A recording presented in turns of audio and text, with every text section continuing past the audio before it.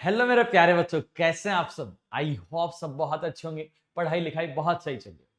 तो मेरे प्यारे बच्चों, आज मैं फिर आपके सामने आ गया हूं एक और नीट 2026 के लिए एक बहुत ही अच्छा टॉपिक लेकर, एक नया टॉपिक लेकर।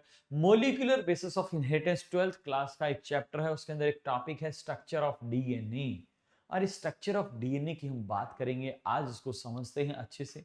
स्ट्रक्चर के ऊपर बहुत सारे सवाल्स भी आते हैं बेटा, कई सारे क्वेश्चन आते हैं स्ट्रक्चर के ऊपर। आपने जो पॉलीन्यूक्लियोटाइड चेन बनाना सीखा है, पॉलीन्यूक्लियोटाइड चेन बनाने के सीखने के बाद फिर यहाँ पर हम बात करते हैं स्ट्रक्चर ऑफ डीएनए की। तो हम आज बात करने वाले हैं जिस टॉपिक का, उसका नाम है स्ट्रक्चर ऑफ डीएनए। हम बात कर रहे हैं, बात करेंगे स्ट्रक्चर ऑफ डीएनए। अगर डीएनए के स्ट्रक्चर की बात करूं मेरे प्यारे बच्चे, तो डीएनए जो है, सबसे पहली बात करूं, यहां पर बात शुरू होती है, ये बात शुरू होती है 1869।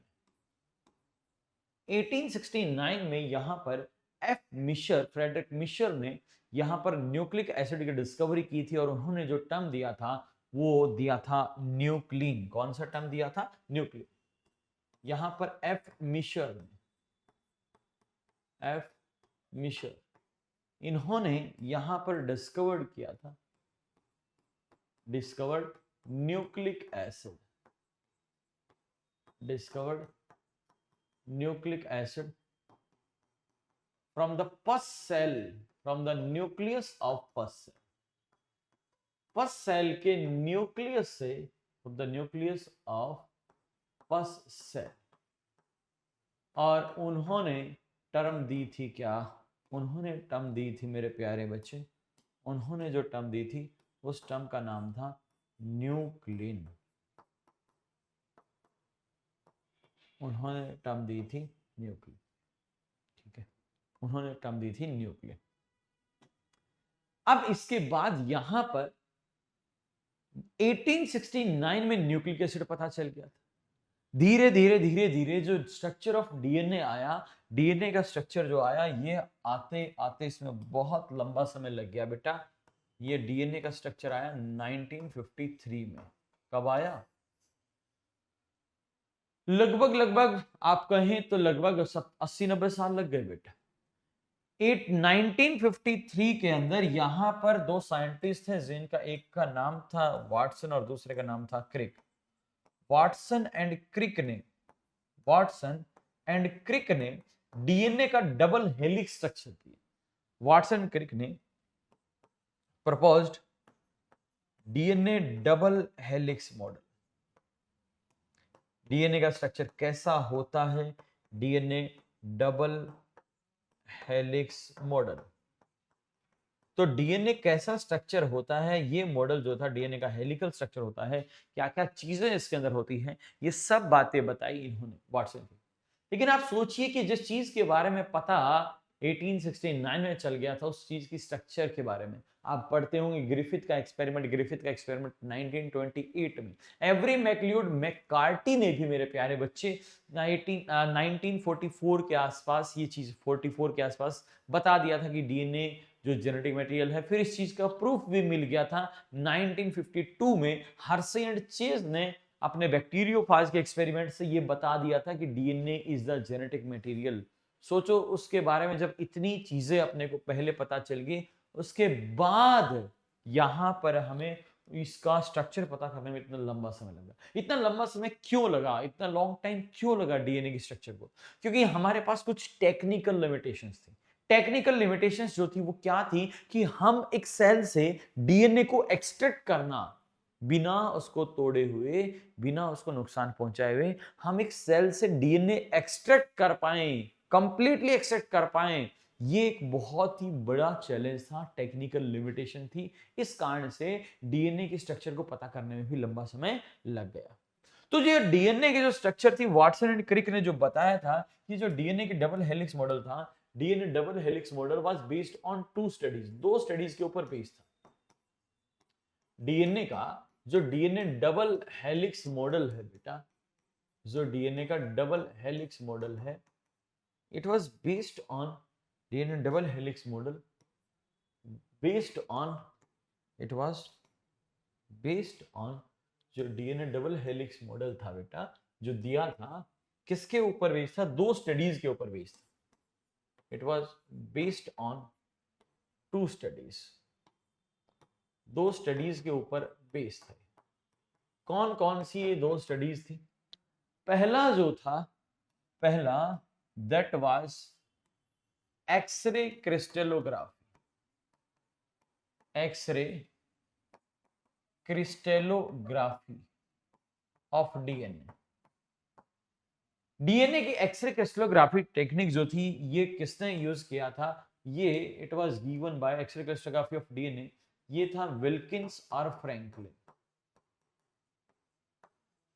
विल्किंस और फ्रैंकलिन ये दो साइंटिस्ट थे जिन्होंने डीएनए का एक्सरे क्रिस्टलोग्राफी किया था। एक्सरे क्रिस्टलोग्राफी क्या होता है, अपने को ज्यादा डिटेल में जानने की जरूरत नहीं है, बस आप इतना समझ लीजिए कि भाई हमारे पास कोई ना कोई एक यहां पर एक सोर्स है डी, यहां पर एक मेरे पास, ये मैं कहूं मेरे पास ये एक्सरेज का कोई सोर्स है, एक्सरे का कोई सोर्स है। इससे यहां पर बीम्स निकलेंगी, यानी कि रेज निकलेंगी, इससे यहां पर रेज निकलेंगी। कौन सी रेज निकलेंगी? एक्स रेज निकलेंगी। ये यहां पर एक्स रेज डालेगा, ठीक है, ये यहां पर एक्स रेज निकल रही हैं। और ये जो एक्स रेज यहां से निकल रही हैं, यहां पर हमने एक टेस्ट ट्यूब ली और इस टेस्ट ट्यूब के अंदर हमने यहां पर क्या रखा है? डीएनए रखा है। बोलो यहां तक समझ में आया सभी को? ये यहां पर हमने इस टेस्ट ट्यूब के अंदर ये एक्स रेज रखा, तो इस टेस्ट ट्यूब के अंदर जो एक्स रेज जो डालेंगे हम, ये है एक्स रेज। जब इस टेस्ट ट्यूब के अंदर ये एक्स जो हम डीएनए वहां पर डालेंगे, तो ये एक्सरे फिल्म होती है कोई, आप जानते हो एक्सरे फिल्म आपने देखी होगी, एक्सरे आप लोगों ने कभी कभी करवाया होगा। एक एक्सरे की फिल्म होती है, इस एक्सरे फिल्म जो ब्लैक कलर की होती है, जब ये एक्सरेज आएंगी तो यहाँ पर कोई स्ट्रक्चर डेवलप होगा जहां डीएनए का, तो यहाँ पर स्ट्रक्चर डेवलप होगा कोई डीएनए का, कोई यहाँ पर कोई कोई क्रिस्टलोग्राफिक टेक्निक के थ्रू यहाँ पर पता चला ये कोई स्ट्रक्चर आया, इसको हम बोलते हैं एक्सरे क्रिस्टलोग्राफी। डिटेल नहीं पढ़ना है, बस मैं फिर से आपको बता देता हूं कि भैया ये है। इस स्टडी में यहां पर हमें डीएनए की पीरियोडिसिटी के बारे में पता चला था। इस यहां पर ये पता चला था पीरियोडिसिटी ऑफ डीएनए कि देखा यहां पर कि एक पैटर्न सा आ रहा है, पीरियोडिसिटी ऑफ डीएनए। इन्होंने देखा कि एक पैटर्न सा यहां पर देखने को मिल रहा है कि भाई इतने से मतलब यहां ऐसे कुछ घुमावदार स्ट्रक्चर और एक पैटर्न सा देखने को मिला, एक फिक्स्ड डिस्टेंस पर चीजें चेंज हो रही है, एक फिक्स्ड डिस्टेंस है। ये है होता है पीरियोडिसिटी की, इतने स्ट्रक्चर पे इतने डिस्टेंस पे चीजें चेंज, फिर ये चेंज, फिर ये चेंज, फिर ये चेंज, ऐसा कुछ पीरियोडिसिटी इनको देखने को मिला। पहली स्टडी थी X-ray crystallography of DNA, X-ray crystallography of DNA. किसकी? एक्सरे क्रिस्टलोग्राफी की डीएनए की। किसने की थी? Wilkins and Franklin. और जो दूसरी जिसका बहुत ही अहम रोल था, जो दूसरी स्टडी थी, वो था मेरे प्यारे बच्चे चारगाफ्स इक्विवेलेंसी रूल। वो जो दूसरा स्टडी था वो था Chargaff's equivalency rule. Chargaff equivalency law या चारगाफ इक्विवेलेंसी रूल बोलते हैं। चारगाफ एक साइंटिस्ट थे, इन्होंने क्या किया, इन्होंने डिफरेंट ऑर्गेनिजम्स के डीएनए का केमिकल कंपोजिशन स्टडी किया। और जब डिफरेंट ऑर्गेनिजम्स के केमिकल कंपोजिशन, डीएनए का केमिकल कंपोजिशन स्टडी किया, तो इन्होंने देखा, इन्होंने पाया कि हर किसी डीएनए के अंदर एक चीज कॉमन मिल रही है। उन्होंने देखा कि भैया जो प्यूरिन का कंसंट्रेशन है, मोलर कंसंट्रेशन लगभग उतना ही मोलर कंसंट्रेशन कितना है, पिरिमिडीन का है। तो इन्होंने इस चारगाफ इक्विवेलेंसी रूल जो है या चारगाफ इक्विवेलेंसी रोल लो जिसको बोलते हैं, इन्होंने कहा कि मोलर कंसंट्रेशन जो है, मोलर कंसंट्रेशन ऑफ प्यूरिन, किसका मोलर कंसंट्रेशन? प्यूरिन का, is equals to the molar concentration of pyrimidine. Molar concentration of purine is equals to the molar concentration of pyrimidine. Molar concentration of pyrimidine. Purine और pyrimidine का molar concentration क्या होता है, equal होता है। ये बात जब इन्होंने बहुत सारे सैंपल्स को स्टडी किया तो इन्होंने ये बात बताई। अगर इस बात को अगर मान लो तो प्यूरिन जो है, प्यूरिन क्या होता है मेरे प्यारे बच्चे, प्यूरिन होते हैं डीएनए के अंदर एडेनिन, और क्या होता है, ग्वानिन होता है। यह है प्यूरिन, और इनका जो कंसंट्रेशन है is equals to the pyrimidine. Pyrimidine कौन कौन से होते हैं डीएनए के अंदर, डीएनए के अंदर पिरिमिडिन कौन सा होता है, एक होता है साइटोसिन और एक होता है थायमीन, सी और टी, ये है पिरिमिडिन। तो molar concentration of purine plus molar concentration of purine is equal to the molar concentration of pyrimidine. यानी कि अगर मैं बात करना चाहूं तो A प्लस G का जो कंसंट्रेशन है is equals to the C plus T का कंसंट्रेशन। और अगर मैं इसको थोड़ा सा और चेंज करता हूं तो यहां पर A प्लस Z जो है अपॉन, इसको नीचे लेके आता हूं, that is C plus T, और अगर दोनों इक्वल है तो इनका रेशियो क्या आएगा, 1 आएगा, इक्वल आएगा, कांस्टेंट होगा। बोलो हाँ कि नहीं, ये कांस्टेंट रेशियो होगा। ये हमेशा, ये चारगाफ रूल है, ये बताया चारगाफ ने कि भैया प्यूरिन और पिरिमिडिन का मोलर कंसंट्रेशन क्या होता है, सेम होता है। जब ये दो बातें पता चली, इसके बाद इन दो स्टडीज को अप्लाई करके यहां पर वाटसन एंड क्रिक ने अपना एक बहुत शानदार मॉडल प्रपोज किया, जो है डीएनए डबल हेलिक्स मॉडल। और इस डीएनए डबल हेलिक्स मॉडल के लिए नोबेल प्राइज मिला बेटा वाटसन, क्रिक और विल्किंस को, इन तीनों को नोबेल प्राइज मिला था 1962 के अंदर। तो आओ अब हम जानते हैं कि ये डीएनए के बारे में इन्होंने क्या क्या बातें करी, कैसी बातें इन्होंने बात की, क्या बातें। इस डीएनए डबल हेलिक्स मॉडल के यहां पर 5 इंपॉर्टेंट पॉइंट्स है बेटा। DNA double helix model, DNA double helix model, that was proposed by, किसने दिया था बेटा ये model, it was given bye किसने, वाटसन एंड क्रिक ने। किसने दिया था ये मॉडल, वाटसन एंड क्रिक।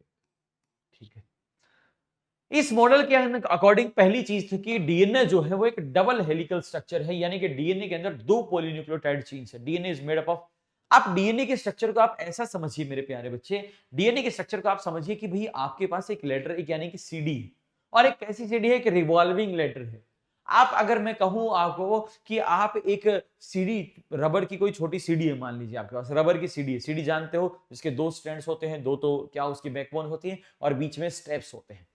आप उस सीढ़ी को, आप उस रबड़ की सीढ़ी को एक एंड से पकड़िए और दूसरे एंड से आप उसको ट्विस्ट कर दीजिए, घुमा दीजिए, आपके सामने जो स्ट्रक्चर आपकी आंखों के सामने जो नजर में आएगा वही है डीएनए। वही क्या है, डीएनए का स्ट्रक्चर। ये डीएनए का जो स्ट्रक्चर है it is appears as a revolving ladder. Revolving ladder मतलब घूमती हुई सीढ़ी, सीढ़ी जानते हो, सीढ़ियां, तो उसको समझ लो आप, वो रिवॉल्विंग लेडर के जैसा स्ट्रक्चर है किसका, डीएनए का। और रिवॉल्विंग लेडर के अंदर यहां पर ये जो है, ये आप देखिए मेरे प्यारे बच्चे, ये यहां पर है इसका बैकबोन, क्या है ये, बैकबोन है, ये है इसका बैकबोन, ये है बैकबोन। और जो स्टेप्स हैं, ये स्टेप्स क्या हैं, बैकबोन किसका बना हुआ है, शुगर और फॉस्फेट का। बैकबोन जो है दो किसका बना हुआ है, शुगर और फॉस्फेट का। और जो स्टेप्स हैं, जो ये अपन चढ़ रहे हैं बाहर से स्टेप्स जिनको आप बोल रहे हो, ये हैं बेस पेयर। क्या है, बेस पेयर। हमेशा ये हमें पता है कि एडेनिन जो है ये थायमीन के साथ जुड़ता है और ग्वानिन साइटोसिन के साथ जुड़ता है। तो यहां पर पहला जो पॉइंट लिखना चाहूंगा मैं, पहला वो पॉइंट था डीएनए डबल हेलिक्स मॉडल का, कि जो डीएनए है, DNA is made up of, DNA किस चीज का बना हुआ है, DNA is made up of 2 polynucleotide chain. कितनी पॉलीन्यूक्लियोटाइड चेन्स का बना हुआ बेटा, DNA is made up of 2 polynucleotide chains. 2 polynucleotide chains का बना हुआ है, 2 पॉलीन्यूक्लियोटाइड चेन्स, 2 पॉलीन्यूक्लियोटाइड चेन्स का बना हुआ है कौन, डीएनए, जिसके अंदर यहां पर ये जो 2 पॉलीन्यूक्लियोटाइड चेन्स हैं, इनकी जो बैकबोन है, द बैकबोन, जो बैकबोन है, बैकबोन ऑफ पॉलीन्यूक्लियोटाइड चेन जो है, backbone of polynucleotide chain, backbone of polynucleotide chain जो है is made up of sugar और फॉस्फेट। किसकी बनी हुई? Is made up of is made up of sugar and phosphate। Sugar और फॉस्फेट की बैकबोन बनी हुई है। भाई दो सीढ़ियां हैं, भाई दो बैकबोन है, दो चेन्स हैं, दो पॉलीन्यूक्लियोटाइड चेन्स हैं। दो पॉलीन्यूक्लियोटाइड चेन किस चीज की बनी है? Phosphate sugar, phosphate sugar, phosphate sugar उनके अंदर लगा हुआ है, ठीक है। And the steps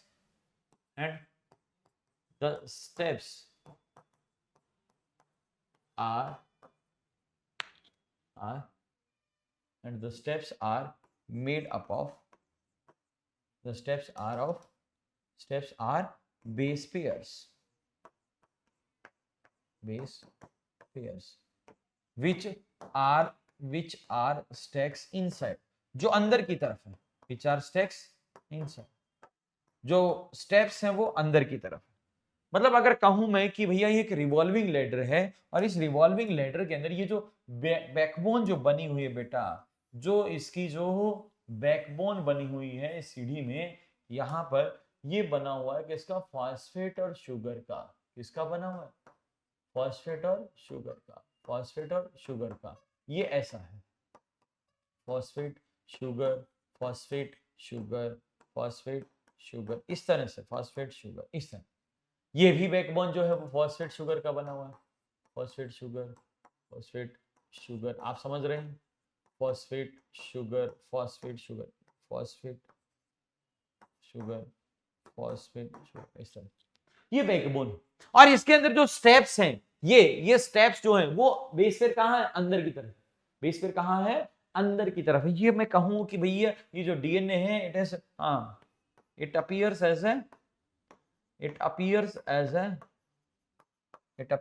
as a revolving ladder।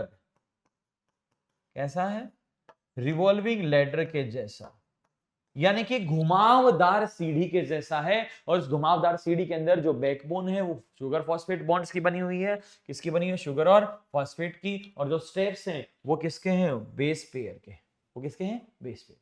ठीक है, चलिए ये पहली बात है। आई होप पहली बात क्लियर हुई होगी, ठीक है। चलिए अब बात करते हैं सेकंड पॉइंट। तो पहला यानी कि दो पॉलीन्यूक्लियोटाइड चेन की बनी हुई है और यहां पर दो पॉलीन्यूक्लियोटाइड चेन में जो बैकबोन है दैट इज शुगर फॉस्फेट। दूसरी अगर बात करूं मेरे प्यारे बच्चे सेकंड पॉइंट की, तो जो दो पॉलीन्यूक्लियोटाइड चेन्स है, both polynucleotide chains they runs antiparallel to each other. कैसे रन करती हैं? Antiparallel. देखो बेटा, अगर ये दो चेन से, दो पॉलीन्यूक्लियोटाइड चेन से, ये दोनों अगर साथ एक साथ जा रही हैं, ये पैरेलल है। अगर ये साथ आ रही है पैरेलल, ये तो है पैरेलल। एंटी पैरेलल का मतलब एक चेन जो है वो आपको जाती हुई दिखाई देगी और एक आती हुई। अगर ऐसा है जैसे अपन वो दही की लस्सी बनाते हैं तो मदते हैं ना उसको मधानी में, तो रस्सियों को जब अपन एक को आगे खींचते एक को पीछे, इस तरह कर सकते हैं। तो एक जो चेन है वो अगर ऐसे जा रही है ऊपर तो दूसरी जो वो ऐसे नीचे हुई आती दिखाई, ये एंटी पैरेलल का मतलब है डायरेक्शन से। और दूसरी बात है they are complementary to each other. जो दोनों चेन है वो कैसी होती है? कॉम्प्लीमेंट्री। बोथ पॉलीन्यूक्लियोटाइड चेन्स, जो दोनों है both polynucleotide chains, both polynucleotide chains runs, कैसे रन करती है? Runs antiparallel to each other. कैसे रन करती है? Antiparallel to each other, antiparallel to each other,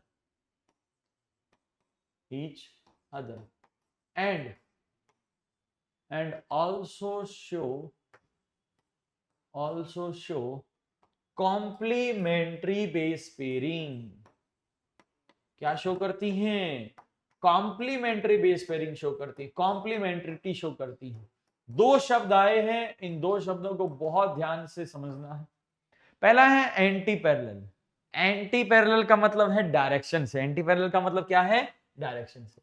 anti parallel का मतलब अगर एक चेन की डायरेक्शन है, अगर एक स्ट्रैंड जो है, वन स्ट्रैंड, अगर उसकी डायरेक्शन है बेटा 5' टू 3 प्राइम। कौन सी डायरेक्शन है? 5 प्राइम टू 3 प्राइम। तो उसका जो दूसरा स्ट्रैंड है, अनदर जो स्ट्रैंड है बेटा, उस अनदर स्ट्रैंड की, दूसरे स्ट्रैंड की जो डायरेक्शन होगी, अनदर स्ट्रैंड की डायरेक्शन वो होगी 3 प्राइम टू 5 प्राइम।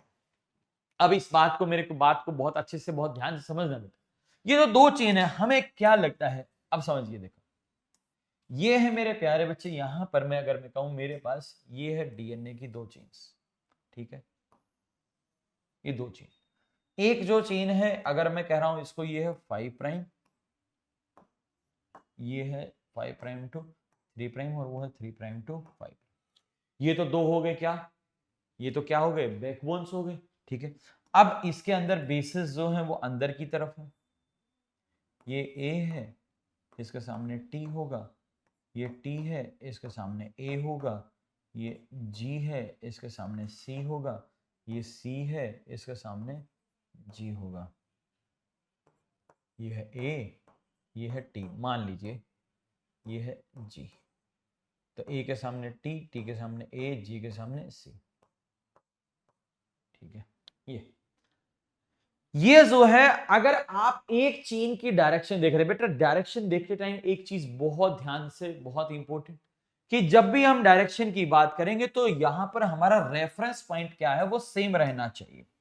अगर या तो आप जब इसको देख रहे हो तो या तो आप यहां से देख रहे हो, ठीक है, या आप यहां से देख रहे हो। आप जहां से भी देख रहे हो आपका रेफरेंस पॉइंट सेम रखना।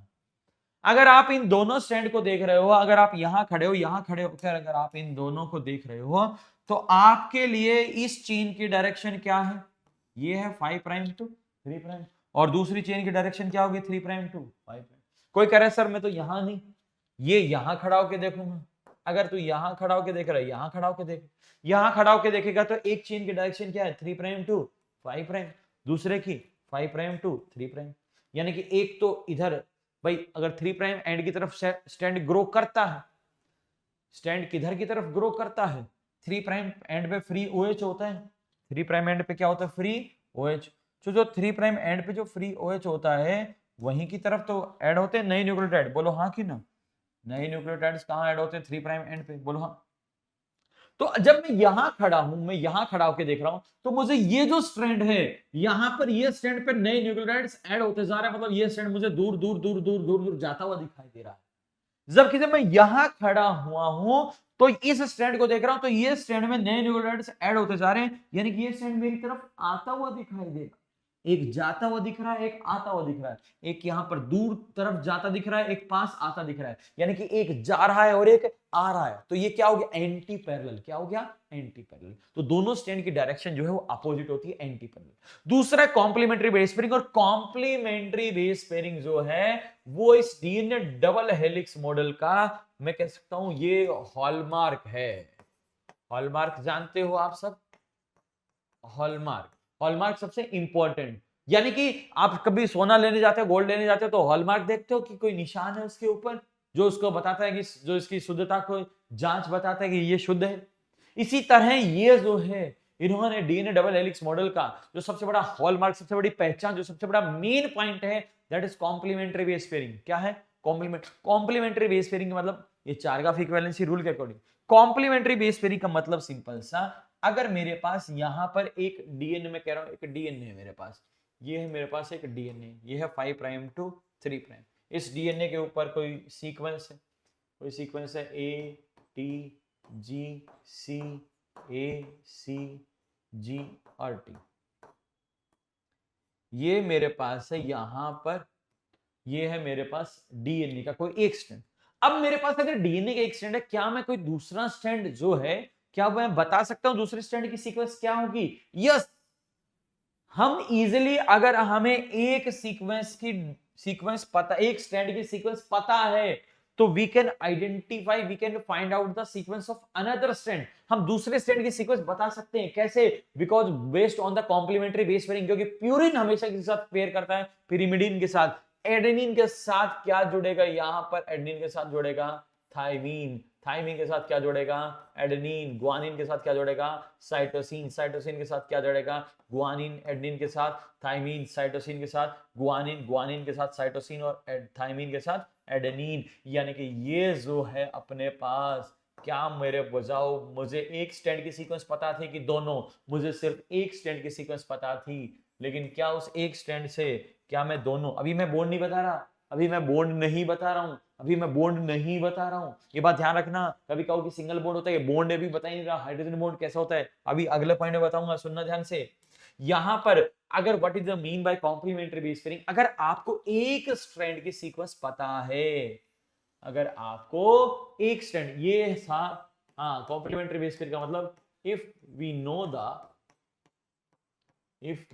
The sequence of one strand, if we know the sequence of one strand, अगर हमें एक स्ट्रैंड के सीक्वेंस पता है, then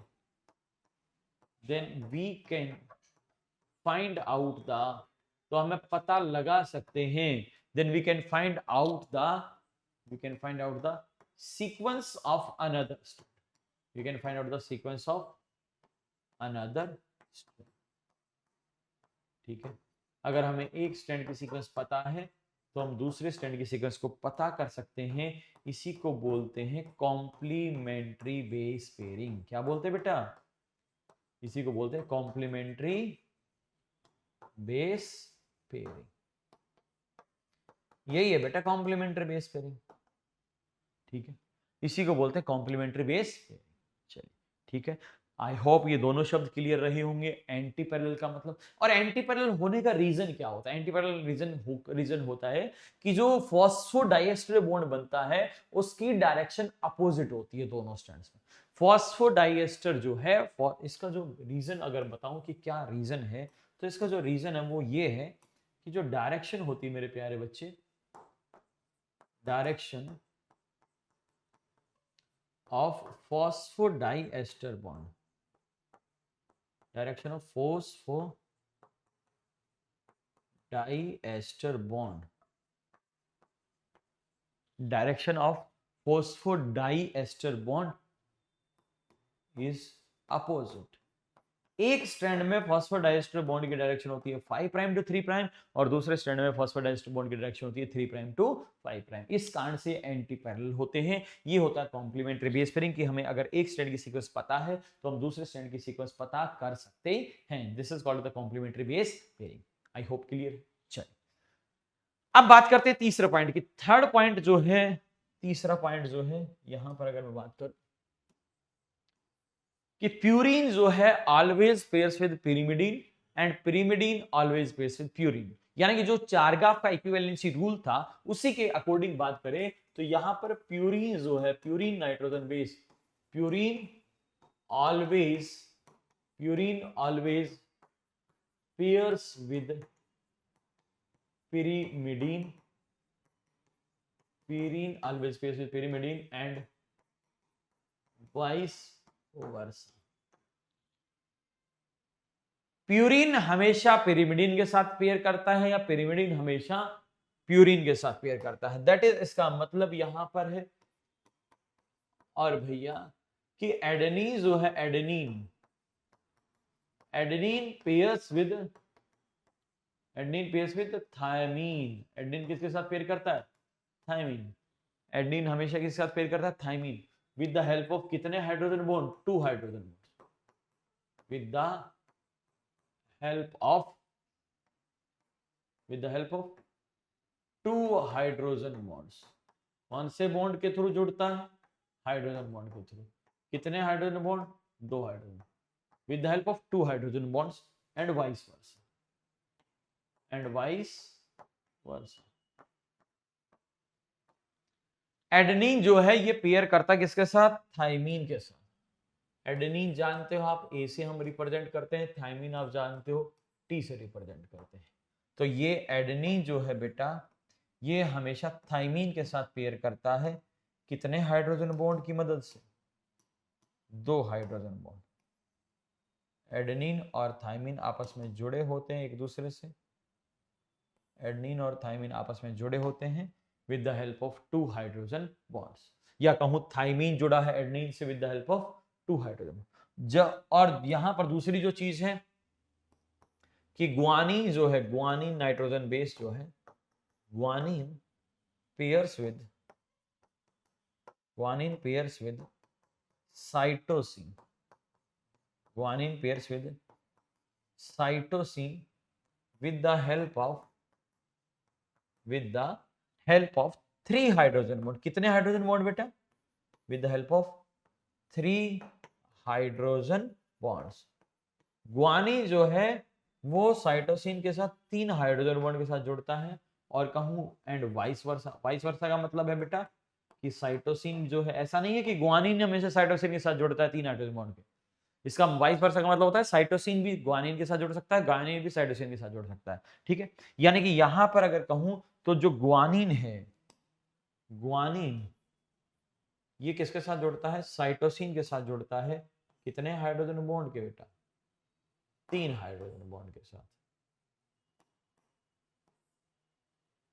तो ये यहां पर केस है गुआनिन और साइटोसिन का, और ये है एडेनिन और थाइमिन का. तो यहां पर 2 हाइड्रोजन बॉन्ड होते हैं एडेनिन और थाइमिन के बीच में. एडेनिन और थाइमिन के बीच में कितने हाइड्रोजन बॉन्ड होते हैं? 2 हाइड्रोजन बॉन्ड्स होते हैं, 2H बॉन्ड्स.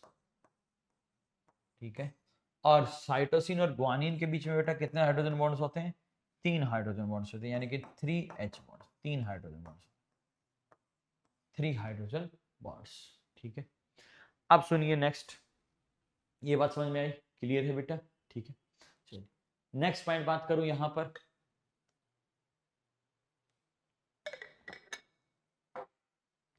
नेक्स्ट पॉइंट की बात करता हूं. नेक्स्ट यहां पर जो डीएनए है बेटा, डीएनए जो है, डीएनए के अंदर यहां पर जो एक टर्न होता है डीएनए का, डीएनए का एक टर्न से मेरे प्यारे बच्चे आप समझते हैं कि भाई जहां से शुरुआत हुई वहां पर ही अगर वापस आ जाइए, ये एक टर्न. अगर मैं कहूं भाई डीएनए ने यहां से मूव करना शुरू किया है, ये 360 डिग्री का एक टर्न, भाई ये है, ये 90 डिग्री हुआ, ये 180 हुआ, ये 270 हुआ, और ये क्या हो गया? 360. पूरा एक टर्न जब लगाता है डीएनए, यहां से वापस शुरू किया, यहां तक जब आया मेरे प्यारे बच्चे, यहां से जब यहां से शुरू किया और यहां तक जब आया, पूरा एक turn.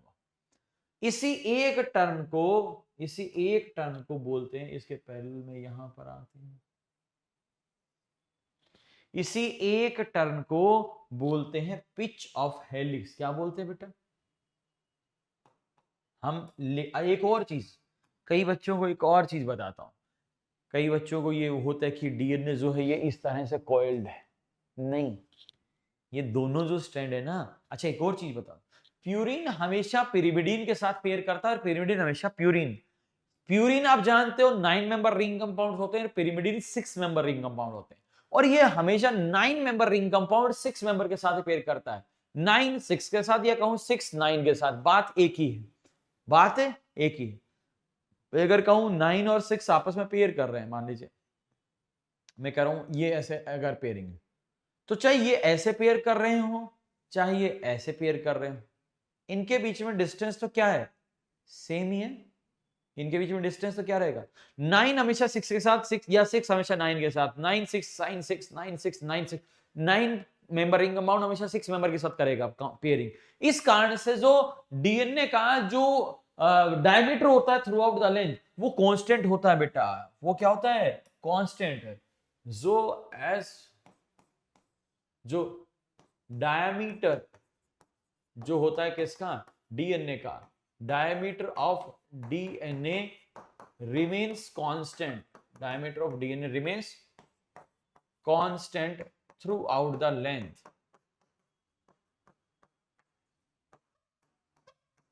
Throughout the length of DNA.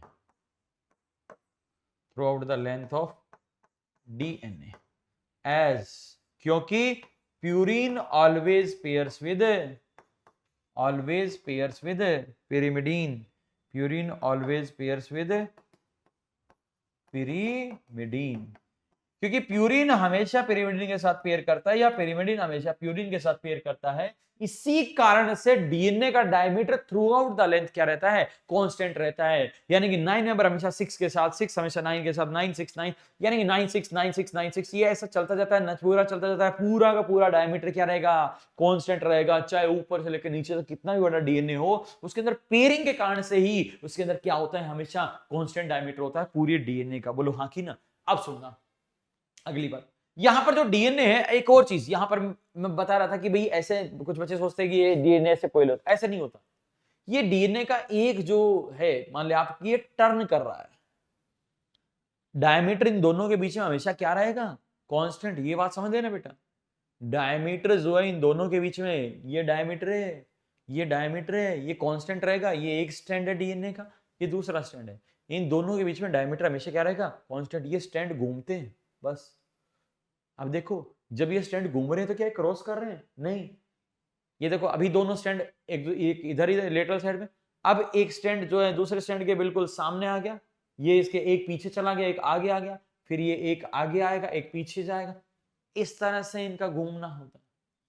ये क्रॉस नहीं करते एक दूसरे को। जहां पर ये क्रॉसिंग पॉइंट है, इसका मतलब एक स्टैंड जो है वो दूसरे स्टैंड के पीछे है, आगे और पीछे, इस तरह से मामला है। ठीक है, तो यहां पर जो है मेरे प्यारे बच्चे, एक स्ट्रैंड जो है, अगर मैं कहूं ये मेरे पास डीएनए का एक स्ट्रैंड है, और इसके साथ साथ दूसरा स्ट्रैंड जो है वो, अब ये देखो, अब ये इसके पैरेलल है। अब पैरेलल है तो इसके पीछे से जाएगा या इसके आगे से, जहां से भी।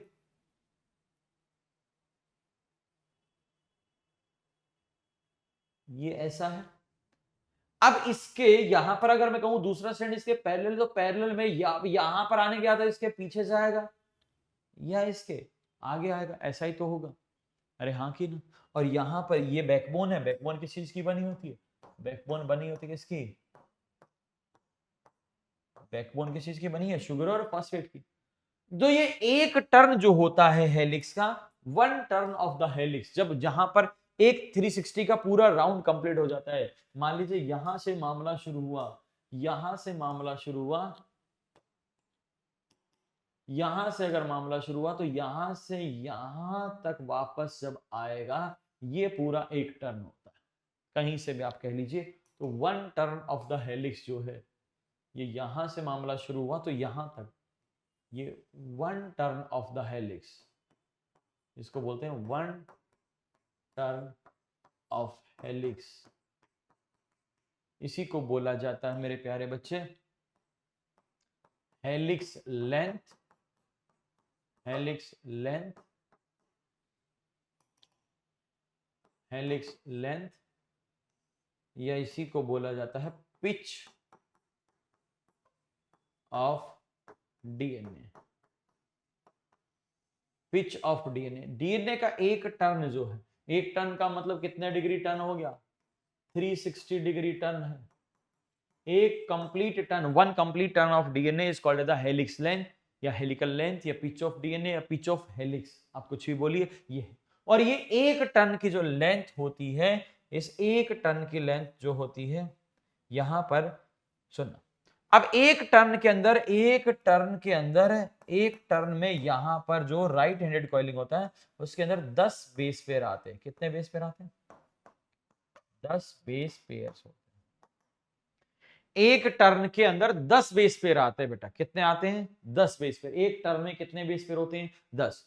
जो दो बेस पेयर हैं, दो बेस पेयर के बीच की जो डिस्टेंस होती है, दो बेस पेयर के बीच का जो डिस्टेंस होता है, इसको बोलते हैं, ये डिस्टेंस कितना होता है, ये होता है 0.34 नैनोमीटर। दो बेस पेयर के बीच का जो डिस्टेंस होता है, that is distance between two base pair जो होता है, distance between two base pair, distance between two base pair, वो होता है कितना, वो होता है मेरे प्यारे बच्चे 0.34 नैनोमीटर, या आप इसको एंगस्ट्रॉम में लिखेंगे तो ये आएगा 3.4 एंगस्ट्रॉम। नैनोमीटर आप जानते हैं 10⁻⁹, ठीक है, यानी कि 1 बिलियंथ ऑफ एक मीटर का 1 बिलियंथ पॉइंट जो होता है वो होता है क्या, नैनोमीटर। ठीक है, और अगर distance between two base pair is, तो यहां पर एक टर्न के अंदर 1 turn off DNA helix, 1 turn off DNA helix, जो डीएनए हेलिक्स का जो एक टर्न है इसके अंदर कितने बेस पेयर होते हैं, 10 बेस पेयर्स, 10 बेस पेयर होते हैं। कितने बेस पेयर होते हैं, 10 बेस पेयर। और यहां पर 1 टर्न ऑफ डीएनए हेलिक्स, तो यहां पर एक 10 बेस पेयर होते हैं, तो यहां पर हाँ लेंथ ऑफ हेलिक्स कितना होगा, length of 1 DNA helix, length of 1 DNA helix कितना आएगा, 2 बेस पेयर के बीच का डिस्टेंस इतना, टोटल बेस पेयर है इतने, तो इसको इससे मल्टीप्लाई कर दीजिए। आप मल्टीप्लाई कर देंगे 0.34 नैनोमीटर मल्टीप्लाइड बाय 10, ये आ जाएगा कितना, ये आ जाएगा 3.4 नैनोमीटर, या आप एंगस्ट्रॉम में करेंगे तो ये आएगा 34 एंगस्ट्रॉम। कितना आएगा, 34 एंगस्ट्रॉम। और जो डायमीटर होता है कि डीएनए का जो डायमीटर है, डायमीटर ऑफ डीएनए, डीएनए का जो डायमीटर होता है वो कितना होता है मेरे प्यारे बच्चे, डीएनए का डायमीटर होता है कितना, वो होता है 2 नैनोमीटर या 20 एंगस्ट्रॉम। और ये जो डायमीटर होता है ना डीएनए का, ये पता किस किस के बीच का होता है, जो 2 स्ट्रैंड है उनके बीच के फॉस्फेट जो और फॉस्फेट जो है उनके बीच का डिस्टेंस होता है ये एक स्ट्रैंड है, इस पे जो फॉस्फेट है, ठीक है, और जो दूसरा स्ट्रैंड है इसमें जो फॉस्फेट है, इन दोनों के बीच का जो डिस्टेंस होता है ना वो होता है बेटा कितना, 20 एंगस्ट्रॉम। तो ये जो डायमीटर होता है, metre it is a distance between the phosphate के बीच का डिस्टेंस है। ठीक है, चलिए, तो आई होप सारी चीजें क्लियर रही होंगी। ये देखो, ये है मेरे प्यारे बच्चे क्या, ये है यहाँ पर हाइड्रोजन बॉन्ड बिटवीन बेसिस, ठीक है, ये बेसिस हैं, ठीक है, और ये यहाँ पर है एक टन की लेंथ कितनी है 3.4 नैनोमीटर, और 2 बेस पेयर के बीच का डिस्टेंस कितना है 0.34 नैनोमीटर। माइनर और मेजर ग्रुप होते हैं क्या, एक बड़ा गैप होता है, एक छोटा गैप बनता है, तो इस बड़े गैप को बोलते हैं मेजर ग्रुप, और जब छोटा गैप होता है उसको बोलते हैं माइनर ग्रुप। ये अपने नहीं गिवन है, इनको हम रहने देते हैं, आप बस बेसिक बातें समझ गए हैं, इतना आपके लिए सफिशिएंट। ठीक है, तो आपको जो चीजें याद रखनी है वो कि पिच ऑफ हेलिक्स या डीएनए हेलिक्स इसको बोलते हैं, एक टर्न ऑफ हेलिक्स को यानी कि 360 डिग्री। अब देखो एक टर्न में कितने 10 कितने बेस पेयर आते हैं, 10 बेस पेयर। तो अगर कहूं पूरा टर्न कितने में होता है 360 डिग्री में, तो 2 बेस पेयर के बीच का एंगल कितना होगा, यानी कि एसेंट एंगल कितना होगा, बढ़ता हुआ एंगल कितना होगा 36 डिग्री का।